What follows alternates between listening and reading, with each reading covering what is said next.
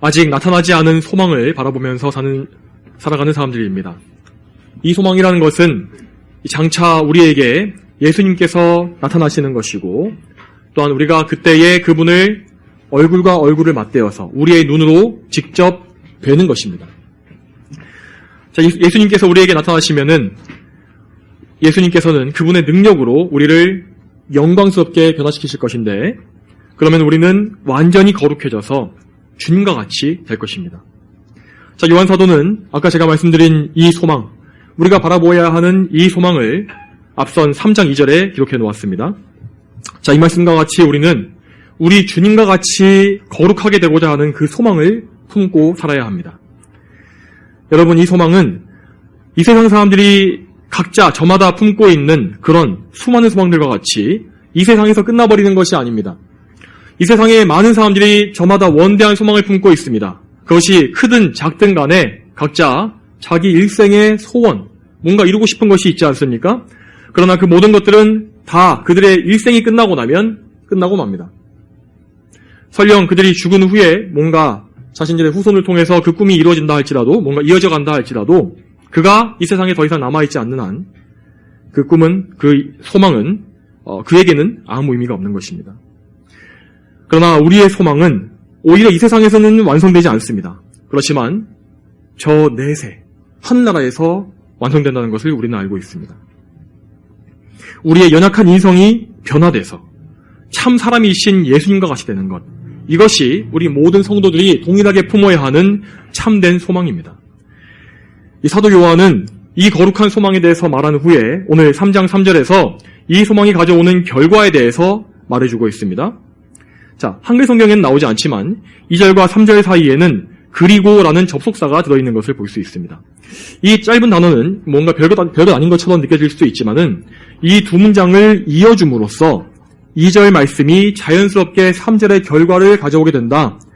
2절을 우리가 2절대로 믿게 되면 3절과 같이 되는 것이 마땅하다라는 것을 우리에게 보여주는 것입니다. 즉, 우리가 2절에 나와 있는 영광스러운 소망을 진정으로 품고 이 사실을 믿게 되면 우리 스스로 자신을 깨끗하게 하고 거룩하게 하는 그런 행실이 나오게 되어 있다는 것입니다. 이처럼 영생의 소망이라는 것은 결코 이 땅의 삶을 포기하게 만들지 않습니다. 뭔가 우리가 하늘을 바라보기 때문에 이 땅의 삶을 불성실하게 살게 되거나 뭔가 이 세상에 대해서 회의주의적인 마음을 가지게 되는 그런 결과가 나오지 않는 것입니다. 물론 그리스도인들의 마음속에서 점점 이 세상에 대한 사랑은 죽게 되어 있습니다. 이 세상에서 내가 원했던 것, 세상의 정욕과 쾌락, 욕망, 이런 것들은 죽게 되어 있습니다. 이 세상에 대한 사랑이 죽고 이전에 분명히 내가 귀하게 여겼던 것들이 하찮게 여겨지는 그런 것들을 알게 됩니다. 더 이상 예수님을 믿기 전에 했던 방식대로 살지 않게 되는 것입니다. 그러나 우리는 이제는 정말 새로운 관점과 새로운 방식으로 이 세상을 대하게 되고 바라보게 되며 또한 완전히 새로운 목적을 가지고 이 세상을 오히려 이전보다 더욱더 열심히 살게 됩니다. 이 땅에 사는 동안 우리는 저 영생을 준비하기 위해서 이 유한한 이 땅의 삶에서 영원한 삶을 준비하기 위해서 하나님 앞에서 더욱 충성을 다해 노력하며 살게 되는 것입니다. 자, 이제 이런 전제를 가지고 오늘 본문을 구체적으로 살펴보겠습니다. 먼저 사도 요한은 우리에게 거룩하게 살아야 할 이유가 무엇인지를 분명하게 말해줍니다. 본문의 첫 부분을 먼저 살펴보겠습니다. 주를 향하여 이 소망을 가진 자마다. 자, 이 말씀대로 우리가 누굴 향해 있다고 합니까? 그리스도인들은 세상을 향해 있는 것이 아니라 주님을 향해 있는 자리라고 여기 나와 있습니다. 우리는 무엇보다 마지막 날에 우리가 정말 얼굴과 얼굴을 맞대고 뵙게 될 우리 주님, 우리의 주인이신 우리가 정말 그리워하는 그 예수님을 향해 있는 것입니다. 그러므로 우리가 그분 앞에 설 것이라는 이 사실, 이것이 우리가 거룩해져야 하는 가장 강력한 이유가 된다는 것입니다. 여러분, 또한 사도는 말하기를 그분께서 깨끗하신 것 같이라고 했습니다. 자, 이 말대로 예수님은 정말로 거룩하고 정결하신 분이십니다. 우리가 뵙기 위해서 가고 있는 그분은 이 세상 누구와도 비교할 수 없이 높으시고 거룩하시며 깨끗하신 분이십니다. 여러분, 이 세상에서 여러분께서 뭔가 좀 귀하고 높으신 분을 만나러 갈 때, 아니면 좀 중요한 자리에 갈 때에 여러분의 옷차림을 어떻게 하십니까? 여러분 옷장에서 가장 좋은 옷을 꺼내서 가장 깨끗하게 씻고 좀 이렇게 머리도 잘 하시고 몸단장을 잘 하시는 데 가시지 않습니까? 또한 여러분 대표적인 예로 결혼식을 앞둔 신부를 생각해 보십시오. 신부들이 신부 화장이나 드레스에 대해서 얼마나 많이 신경을 씁니까? 그날을 정말 준비하기 위해서 온 신경을 다하고 조금이라도 흐트러지지 않기 위해서 최선을 다하는 것을 볼 수 있습니다.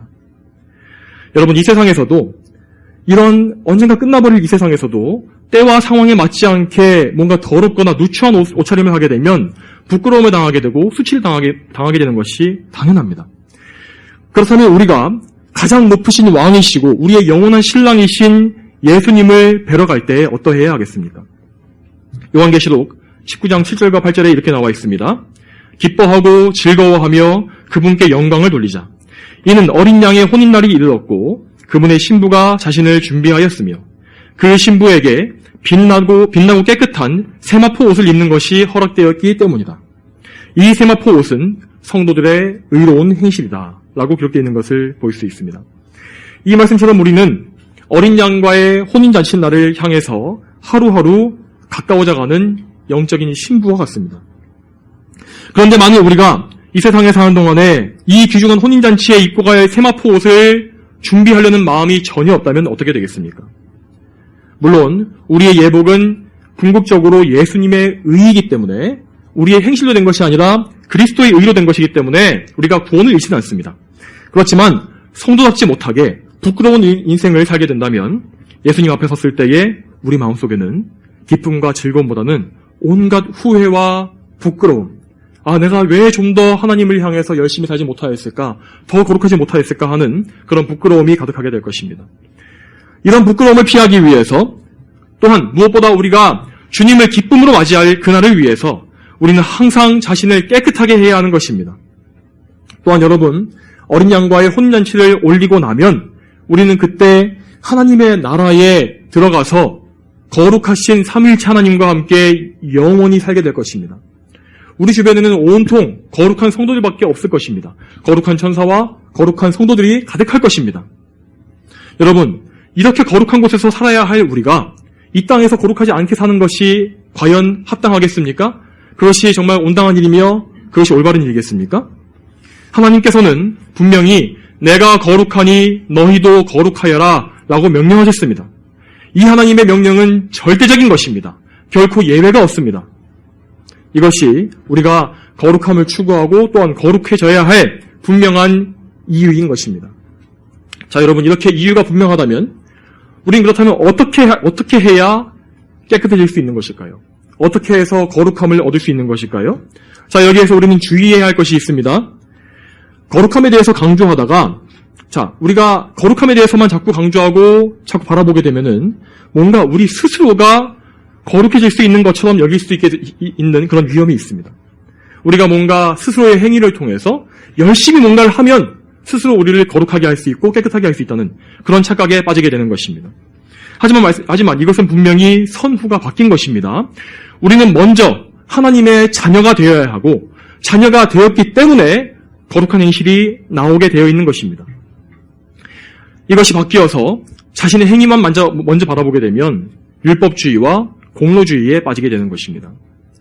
오늘날에도 로마 가톨릭, 천주교가 이 대표적으로 이런 오류를 범하고 있고 또한 우리 개신교회 내에도 이렇게 율법주의적으로 신앙생활을 하는 사람들이 여전히 많이 있는 것을 볼 수 있습니다.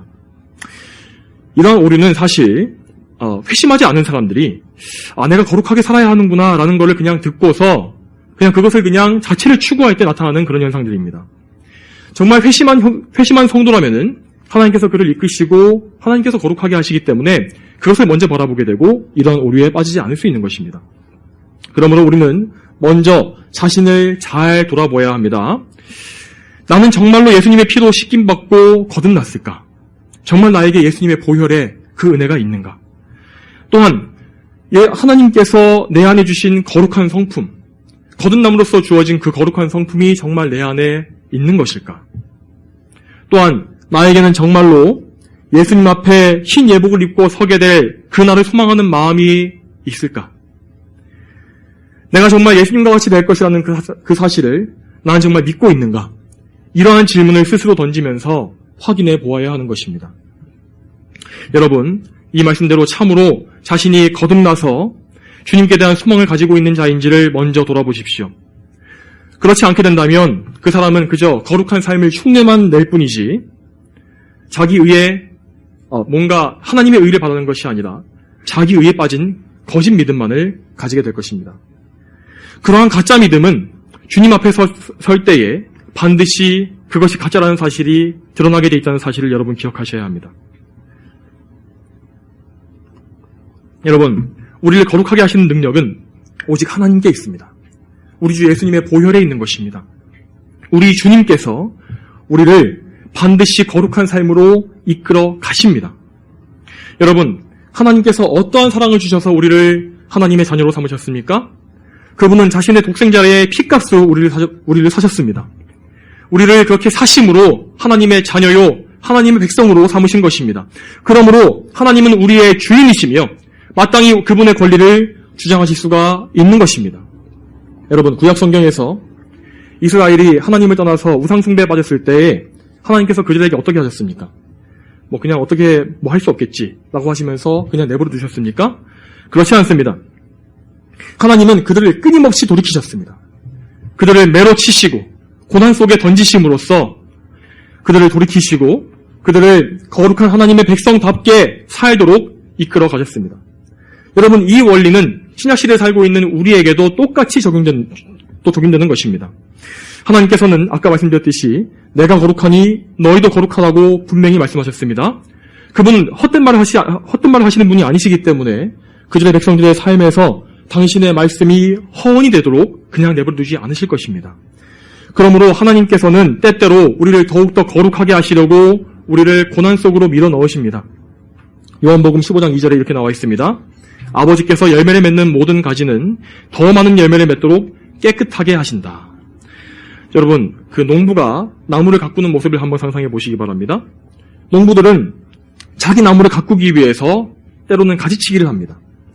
가지치기가 이루어지면은 가지가 잘리는 것이기 때문에 그 나무의 입장에서는 이 상처를 메꾸기 위해서 온갖 노력을 하게 되고 많은 고통을 겪게 됩니다. 자, 그렇지만 그 과정이 이루어지고 나면 나무는 몇 개의 가지를 잃어버린 대신에 열매 맺는 일에 더욱더 모든 양분을 사용할 수 있게 되고 그래서 더 많은 열매를 맺게 되는 것입니다. 우리 주님께서 우리에게 고난을 주시는 이유도 이와 같습니다.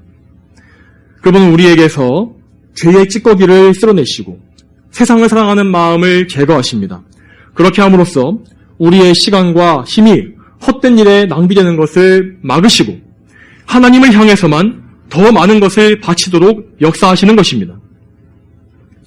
하나님께서는 우리의 삶이 한정되어 있다는 것을 너무나 잘 아십니다. 우리가 땅의 흙으로 빚어진 자들일 뿐임을 아시고 우리가 그저 잠시 이 세상에 왔다 가는 그림자와 같은 인생임을 하나님은 아십니다. 이렇게 유한한 인생을 쪼개어서 이 아까운 삶을 쪼개어서 하나님이 아닌 다른 것에 맞춰버리는 것이 얼마나 어리석은 일입니까? 그러므로 하나님께서는 그분의 사랑하는 백성들, 그분의 아이들이 그런 어리석은 삶을 살도록 결코 놔두지 않으신 것입니다. 또한 무엇보다 하나님께서는 온 우주 만물의 주인이시고 영광의 주이심으로 우리를 독차지할 자격이 있으십니다. 우리의 것이 하나님께 다 바쳐지도록 하실 그런 자격이 있으신 분이십니다. 하나님은 그렇게 자신의 영광을 추구하셔야만 하는 분이십니다. 그렇기 때문에 하나님은 그분의 영광을 추구하실 것입니다. 그러므로 하나님은 그분께서 거룩하게 구별하신 여러분들을 통해서 영광 받으시기 위해서 또한 여러분을 더욱더 좋은 성도로 만드시기 위해서 여러분을 또한 위해서 여러분을 고난으로 연단하실 것입니다. 이처럼 우리가 거룩해진다는 것은 1차적으로 궁극적으로 하나님의 주권에 달려있는 것입니다. 하지만 여러분 기억하십시오. 우리의 거룩함, 이 성결은 동시에 우리의 최선의 노력을 요구하는 것입니다. 오늘 본문에서 자기를 깨끗하게 한다라는 표현은 분명히 자기 스스로 능동적으로 깨끗하게 한다는 의미입니다. 빌립보서 2장 12절에 나와 있는 두려움과 떨림으로 자신의 구원을 이루어라 라는 말씀이 바로 오늘 말씀과 똑같은 의미라고 할 수 있습니다. 자, 여러분, 우리는 마치 자기 구원을 스스로 이루는 것처럼 그렇게 보일 정도로 정말 사력을 다해서 스스로 깨끗하게 해야 하는 것입니다. 우리의 믿음은 분명 하나님을 바라봅니다. 하나님께 우리의 구원이 있음을 믿습니다. 그렇지만 우리 입장에서는 동시에 최선을 다해서 하나님께 충성을 다하는 것입니다. 여러분, 이러한 마음은 예수님을 믿기 전에 우리에게는 절대 없는 것이었습니다. 우리에게 언제 예수님께 모든 사랑을 드리고자 하는 그런 마음이 있었습니까? 예수님을 사랑하는 것이 우리에게는 정말 어리석은 것처럼 보였고, 정말 이 세상을 향해서 살고 나의 꿈을 위해서 사는 것이 정말 좋은 것처럼 보이지 않았습니까? 이런 거룩한 성품은 오직 하나님께서 우리에게 선물로 주신 것입니다. 여러분, 이 성품이 무엇입니까? 이것은 베드로후서 1장 4절에 보게 되면 신의 성품이다라고 말하는 것을 볼 수 있습니다. 하나님께서 우리 성도들을 신의 성품에 참여하는 자들로 만드셨다라고 기록되어 있는 것을 우리가 볼 수 있는 것입니다. 이 말씀과 같이 성도들은 하나님을 닮은 거룩한 신과 같은 성품을 가지고 있기 때문에 자신을 깨끗하게 하도록 애쓰게 되어 있습니다. 누가 그렇게 하라고 말해서 하는 것이 아니라 자기 스스로 거룩에 대한 열망이 그 속에서 샘솟게 되는 것입니다. 반대로 거룩함에 전혀 관심이 없고 거룩해지기 위해서 노력하지 않는 사람은 자신이 성도가 아니라는 것, 자신이 거듭나지 않았다는 사실을 스스로 증명하고 있는 것입니다. 그리스도인들은 그래서 죄를 미워하고 하나님께서 더럽게 여기시는 것들을 혐오하게 되어 있습니다. 또한 이러한 성품은 처음에는 약합니다. 그렇지만 우리가 성화되어 가고 영적으로 성장해 가면서 점점 더 자라고 더욱더 강성해져 갑니다. 여러분, 우리가 회심했다는 전제하에 회심한 이후에 하나님께서 정하신 은혜의 수단들, 이 예배와 기도와 말씀과 찬양, 이런 거룩한 수단들을 잘 활용해서 하나님께로부터 은혜의 양식을 받아 먹고 그래서 착실하게 성장해 간다면, 그렇게 되면 신앙의 연수가 늘어갈수록 우리는 점차 영적으로 성장하게 되어 있습니다. 그래서 우리는 점점 더 악한 것을 더 예민하게 알아보고 그런 것들을 피하는 능력이 더욱더 예리해지게 되는 것입니다. 물론 그 과정에서 실수도 있고 또 죄를 지어놓고 나중에 깨닫게 되는 경우도 있습니다. 그렇지만 적어도 그리스도인은 습관적으로 죄에 오래 빠져서 그것을 즐기며 살 수가 없는 것입니다.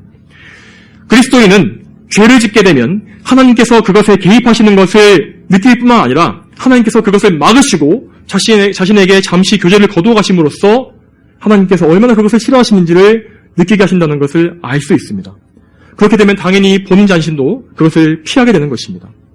이것은 인간적인 방법과 능력과 지혜로는 결코 만들어낼 수가 없는 영적인 감각에 의한 것입니다.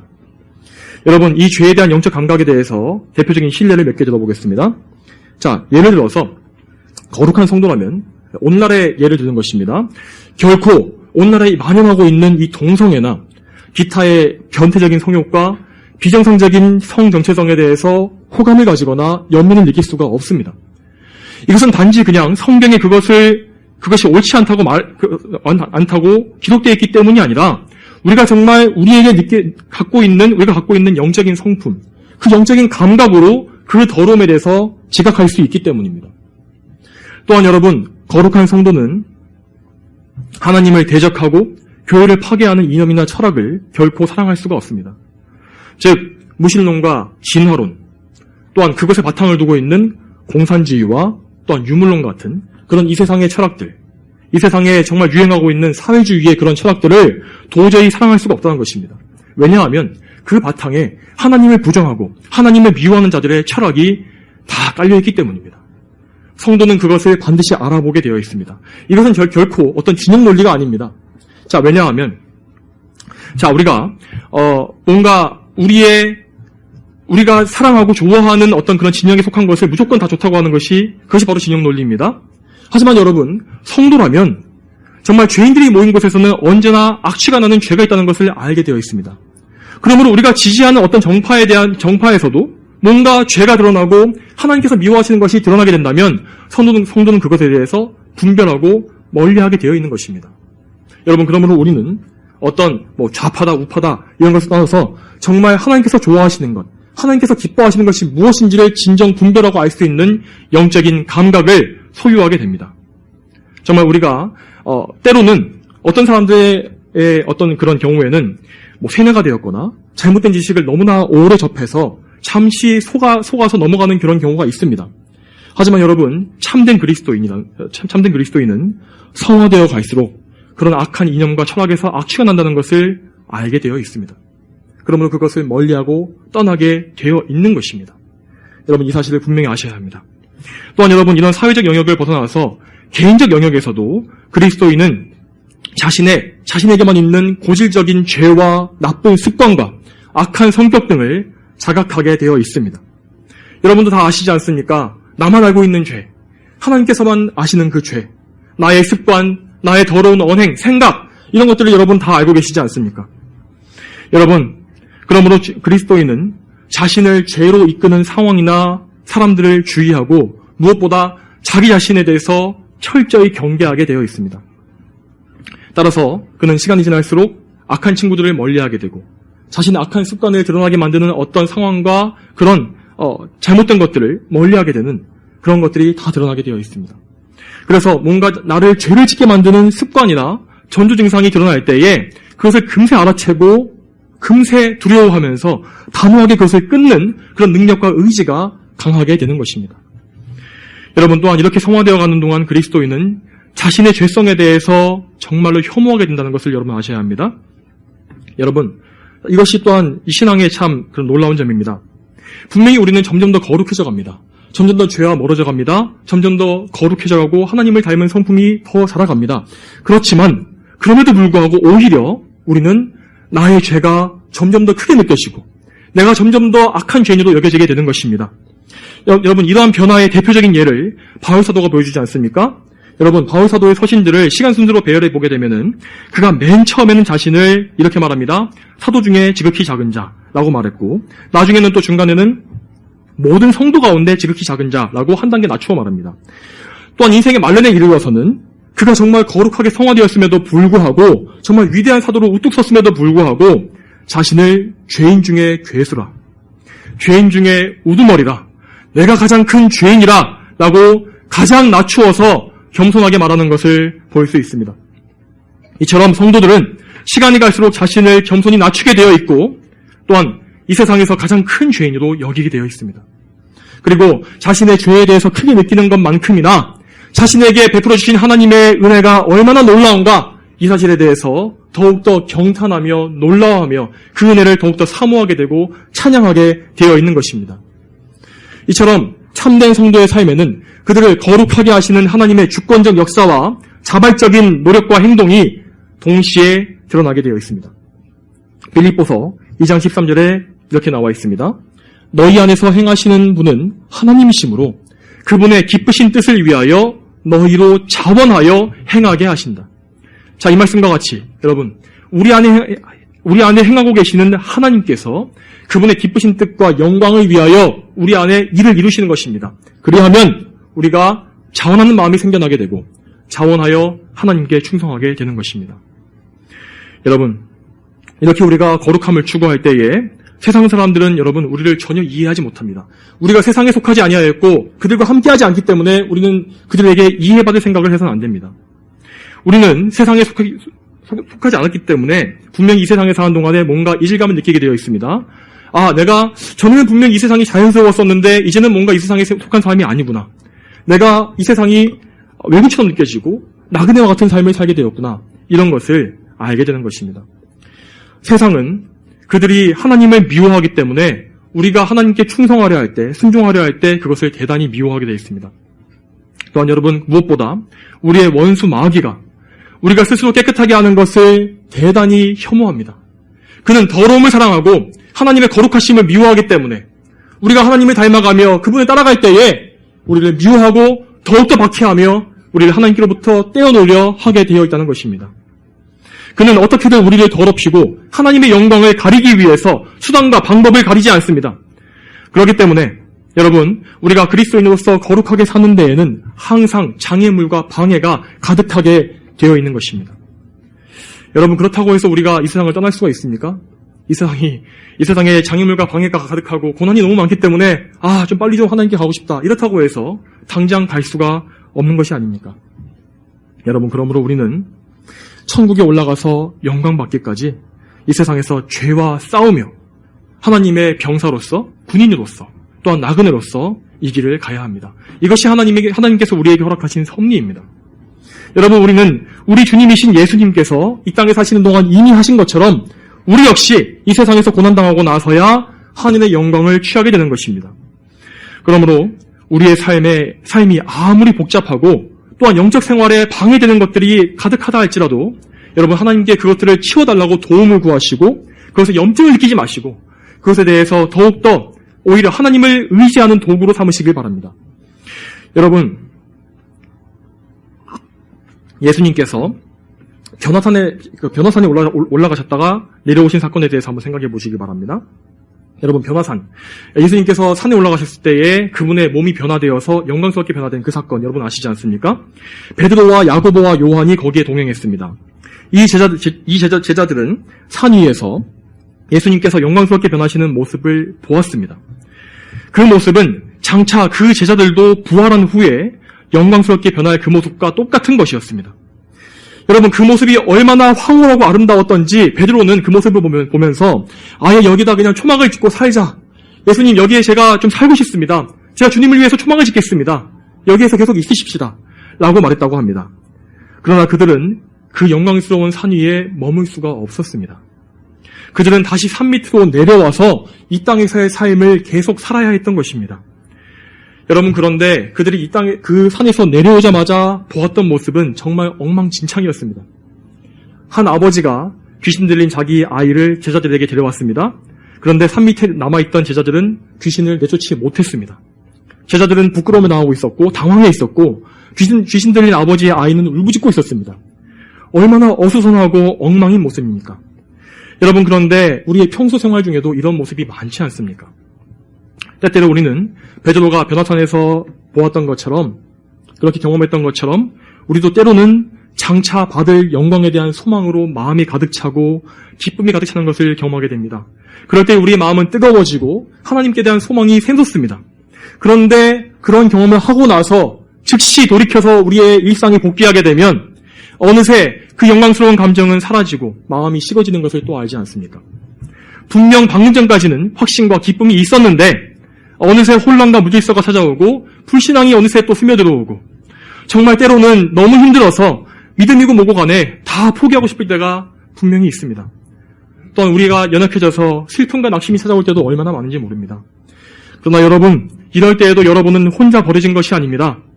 예수님의 제자들이 공경에 빠진 것은 순전히 그들의 불신앙 때문이었고 그들의 죄 때문이었습니다.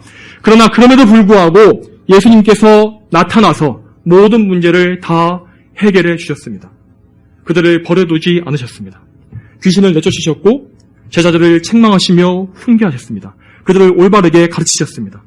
그리고 그 이후에도 그들을 떠나가신 것이 아니라 계속해서 그들을 가르치시며 인도해 주셨습니다. 여러분, 그러므로 우리 역시 항상 우리 주 예수님을 바라보아야 합니다. 여러분의 주님이신 예수님은 여러분을 죄에서 건지시고 깨끗하게 해주시는 유일하신 구원자십니다. 또한 여러분의 유일한 주님이십니다. 또한 그 높으신 주님께서는 여러분의 낮고 연약한 그 연약함들, 인간적인 연약함을 체휼하지 못하시는 분이 아니시라고 성경에 기록되어 있습니다. 또한 그분은 우리가 본받고 살아야 할 완벽한 인성의 모범을 보여주신 분이시기도 하십니다. 그러므로 우리는 항상 예수님을 믿고 의지하면서 그분 앞에 서기 위해 그분이 보여주신 모범대로 항상 거룩한 삶을 살아야 하는 것입니다. 여러분, 그러므로 오늘 말씀처럼 예수님께서 보여주신 그 본을 항상 생각하십시오. 여러분, 예수님께서 얼마나 하나님께 철저히 순종하셨습니까? 여러분도 그렇게 순종하십시오. 예수님께서 또한 얼마나 하나님을 친밀하게 대하셨습니까? 여러분도 역시 하나님을 그렇게 친밀하게 대하셔야 합니다. 기도와 예배로, 여러분의 신앙생활로, 찬송으로 하나님께 항상 가까이 가셔야 하는 것입니다. 또한 예수님의 언행을 배우시고 또한 그분께서 보여주신 거룩한 감정을 또한 보시면서 여러분의 죄악된 감정이나 언행을 또한 제거하십시오. 또한 예수님께서 피 흘리시고 자기 생명을 내어주시기까지 충성하신 것을 똑똑히 보십시오. 그분의 십자가를 바라보시기 바랍니다. 우리 역시 이 땅에서 피 흘리기까지 하더라도 그렇게 하나님께 충성해야 하지 않겠습니까? 여러분, 그렇게 우리가 열심을 내며 살다가 죄를 짓고 넘어지더라도 여러분을 위해 고난당하신 예수님을 다시금 바라보시기 바랍니다. 여러분이 바라보아야 할 모든 것이 예수님 안에 있습니다. 여러분의 소망과 여러분의 생명과 여러분의 모범, 그 모든 것이 또한 여러분의 위로가 예수님 안에 다 있습니다. 그분의 보혈의 능력은 무한하며 그분의 의는 우리의 무수한 허물들을 덮어주실 만큼 온전합니다. 예수님의 무한한 사랑에 강건함을 받으시고 그분의 영광을 사모하시기 바랍니다. 그러면 그렇게 살다 보면 여러분도 머지않아 예수님과 같이 영광스럽게 변화될 그날을 맞이하게 될 것입니다. 여러분, 물론 우리가 아무리 애쓸지라도 이 땅에서는 완성이 없습니다. 그러나 우리가 언제나 예수님의 보혈을 의지해서 보혜사 성령님께 의지해 거룩함을 추구한다면 우리 역시 그날을 보게 될 것입니다. 주님을 바라보면서 주님으로 인해서 자신을 깨끗하게 하는 그 거룩한 성도들은 장차 주님 앞에 섰을 때에 부끄러움이 없을 것입니다. 기쁨이 가득할 것입니다. 또한 그들은 그때에 주님 앞에 결코 교만하지도 않을 것입니다. 자신의 신예복을 마련해 주신 분이 오직 주님이심을 고백하면서 모든 영광을 그분께만 돌리게 될 것입니다. 여러분, 이것이 우리의 참 소망이며 우리 인생의 유일한 목표가 되어야 할 것입니다.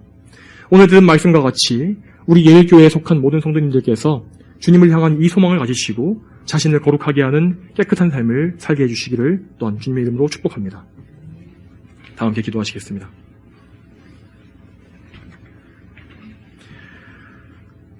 거룩하신 아버지 하나님, 오늘도 저희에게 은혜를 베풀어 주심에 감사드립니다.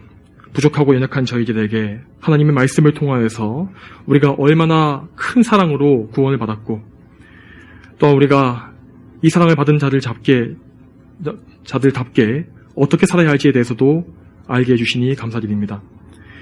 하나님 아버지, 저희로 하여금 하나님을 닮은 거룩한 성품을 품게 해주셨사오니 주여 이 성품대로 정말 하나님을 따라가며 무엇보다 우리의 주님이신 예수님을 따라가면서 거룩한 삶을 살아갈 수 있도록 주여 인도하여 주시옵소서. 모든 것을 하나님께 의지하오며 예수님의 이름으로 기도합니다. 아멘.